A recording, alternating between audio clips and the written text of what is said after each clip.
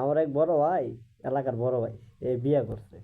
এখন বিয়ে করছে 6 মাস হলো মাত্র বিয়ে করছে। এখন আগে মোটা কাটা ছিল, শক্তিশালী ছিল। এখন 6 মাস পরে বাবে কয় যে বাজান চলো একটু দাগে যাই, একটু ক্ষেত খামারে কাজ করা লাগে। তো বাবের কয় তুমিই যাও। তো বাবে আমি যাও মানে আয় তুই যাই, মানে পোলার গায়ে এরকম আর বল নাই, মানে বুঝছেনই তো বিষয়টা। তো আর বাকি 6 মাস পরে 1 বছর হইলো, তো পোলার ধরছে কালা ধরে। কালা জোরে ধরছে। এখন বিহি কইতাছে, পোলার মায়ে কইতাছে যে আমার পোলার কালা জ্বর হইছে। এখন বউ হইলো বাগড়াইছে, বইয়ের নাকে নিঃশ্বাসে আমার পোলার শরীরে জ্বরে ধরে গেছে। তো বউ এটা খুর কমাইলে বউ, এই বউ তারা হাজাইব না। তো পোলার দাদা ছিল একজন গরু ধরালো।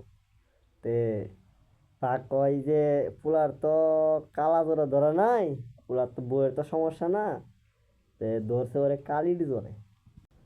আসলে বিষয়টা শিক্ষা দীক্ষা না করে আগে করছে বিয়ে। এই কারণে মানে বিনা খাইতে গোলাম হয়েছে গাইডের টাকা সব দিয়ে। সাঁতার না যায় না, হ্যাঁ বেটি সমুদ্রে গেছে, এবার সাঁতার দিবে, তাহলে তো ডিবে মরবই, মরবো না। তো সমুদ্রে ডুব দেওয়ার আগে তো আগে সাঁতার শিখতে হইব। সাঁতার শিখার জন্য যাওয়া লাগবে একজন হক্কানি, একজন কামিল হক্কানি অলির কাছে। তাকে গুরু হিসেবে মেনে নিয়ে শিক্ষা দীক্ষা নিয়ে তারপরে ওই ঘাটে যে, ওই ঘাট এত সহজ না।